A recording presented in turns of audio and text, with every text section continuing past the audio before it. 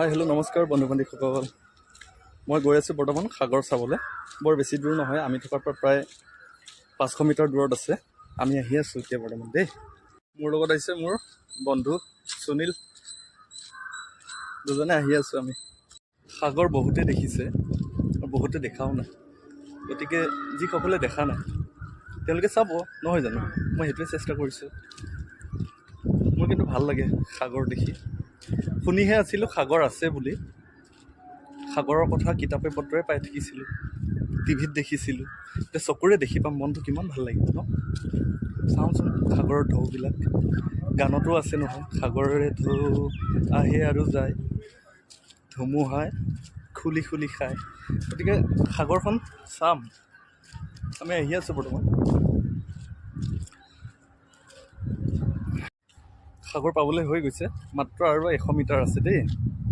জীয়াই থকা দিনকেইটাতে যদি কোনো এটা জেগা চোৱা নহয়, জীৱনটো জীয়াই থকাৰ লাভটোনো কি হ'ল, নহয় জানো? প্ৰায় পাই গৈছোঁহি দেই সাগৰৰ পাৰ পাই গৈছোঁহি। কেনেকুৱা হাৱা মাৰিছে, ঠাণ্ডা ঠাণ্ডা বতাহ মাৰিছে, কি সুন্দৰ লাগিছে। উফ ৰাম, সেইটো পাৰটো দেখিছে, সেই শিল দেখিছে যে, সেইটোৱে হ'ল সাগৰৰ পাৰ। সাগৰৰ পাৰ আহি পাই গৈছোঁ। কিবা এটা ভাল লাগিছে মনটো, খুব লখো লাগিছে, ঠাণ্ডা বতাহ মাৰি থাকে, ইমান সুন্দৰ লাগে। উফ কি ঠাণ্ডা ইয়াৰ, বহুত হেপী লাগিছে আজি। এইটোৱে হ'ল সাগৰৰ পাৰ। সাগৰৰ কিনাৰে কিনাৰে ই শিলগুটিৰ ইমান সৰু এটা পাৰতে সাগৰৰ পানী ৰৈ আছে। চাওক, এয়া দেখিছে পানী। মোৰ প্ৰভু উঠি গৈ আছে এই পাৰলৈ। পাৰ পাইছেহি আৰু পাৰ পাই গ'লোঁ।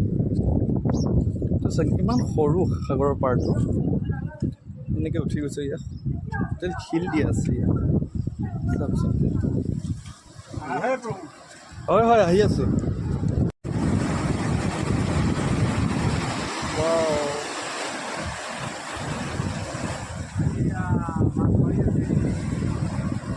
ঢৌবিলাক দেখিছে কেনেকৈ আহিছে। সেইজন নাৱৰীয়া এজন আহি আছে। বহুত চাওকচোন কেনেকুৱা ধুনীয়াকৈ খেলি আছে। এইটো এটা ডাঙৰ